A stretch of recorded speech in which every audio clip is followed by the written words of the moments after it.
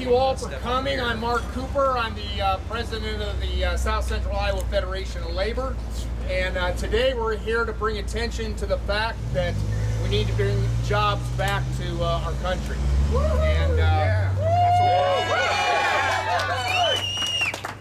what we have a couple of guest speakers today. We have Sue Dinsdale from the executive director of the Iowa Citizen Action Network. And we have Mike Draper, which this is his place of employment. And he's one of the good guys bringing jobs back. And we're going to have these two people speak. So, without further ado, Sue. Thanks, Mark. Standing in front of the greatest store in the world. In the 2009 movie Up in the Air, George Clooney plays an outplacement counselor who refers to himself as a termination engineer. His job? He travels from one workplace to another all across the country, firing workers whose services are no longer needed.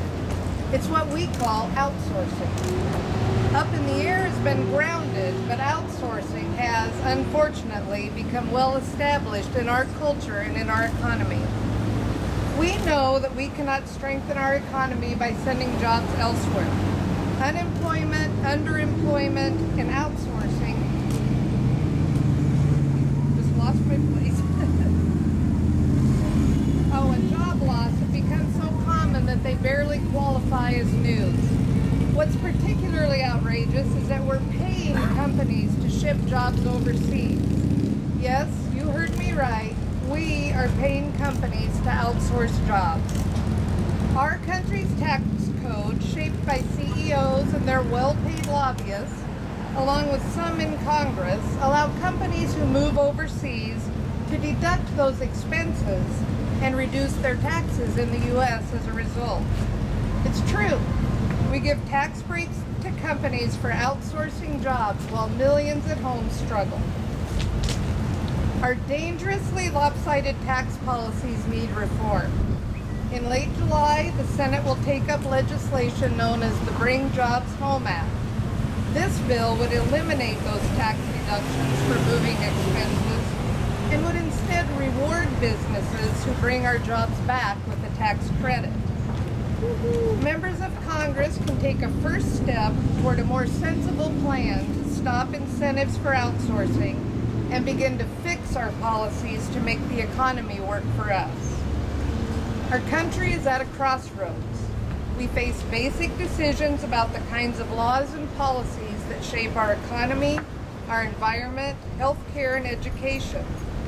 The choices come down to a single question: what is our vision? Do we want an economy that invests in working families, or one that multiplies profits for CEOs? Do we want to keep our competitive edge and have the best trained workers in the world? Or do we want to fall behind as companies move jobs overseas and leave millions of Americans out of work? America needs jobs, good jobs with good pay and benefits, so that we can educate our children, live and retire with security, and follow our dreams. We need to keep our good teachers, our cops, our firefighters, and other critical employees, not make them out to be the enemy while rewarding CEOs and corporations. We built a strong America by building a strong middle class.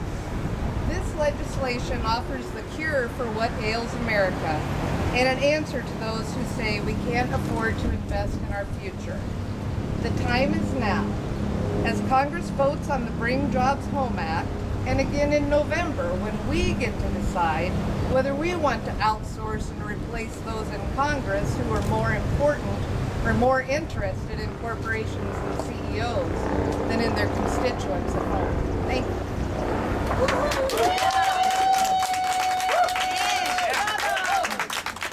Now, this is Mike Draper, owner of Gray Gun, the greatest store in the universe. He's a wonderful small business owner. That's true. I'm Mike. I'm the owner of Ray Gun. I moved back to Des Moines in 2005 and have added, I guess, several jobs. Not as much as hedge fund managers will add, but we do what we can. All of our shirts are printed here in Des Moines. The shirts are made in Los Angeles. All of our printing outside of that for paper goods is done in Des Moines on the northeast side by Garner. we have that philosophy not really out of right or wrong. It's more or less just the economics of everything. If you shop at a local store, about 70 cents of every dollar stays there. If you shop at a non-local store, 30 cents of every dollar stays there.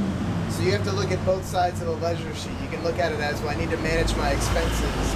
But if you're having your shirts printed, and made overseas to save money, you're reducing the amount of wealth that's in your own community. And a reduction of wealth means you have a reduction in the number of people who are going to purchase your goods.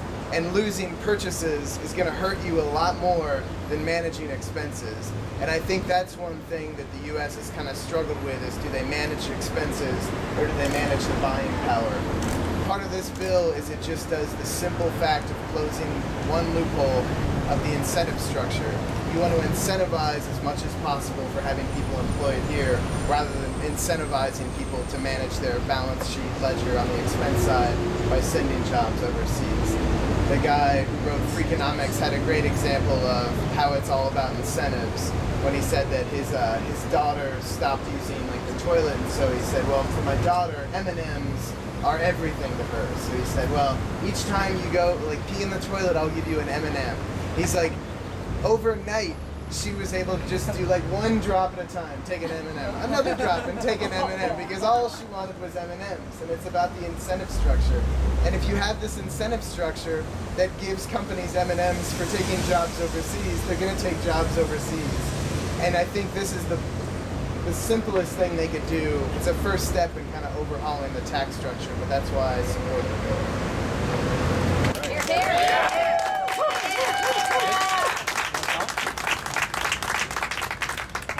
Midge, you want to say something? Go ahead, Midge.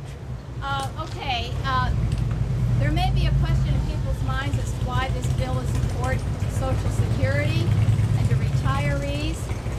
This bill is important because we are convinced, first of all, that Social Security is not in trouble. We don't believe what we're being told.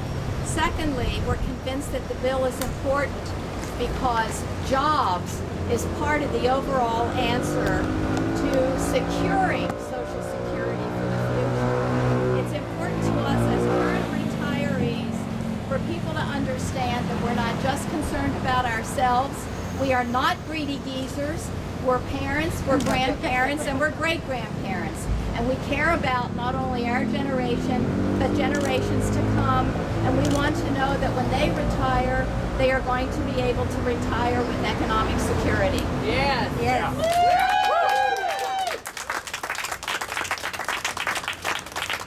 Anybody else want to speak? Feel free to. Quiet crowd.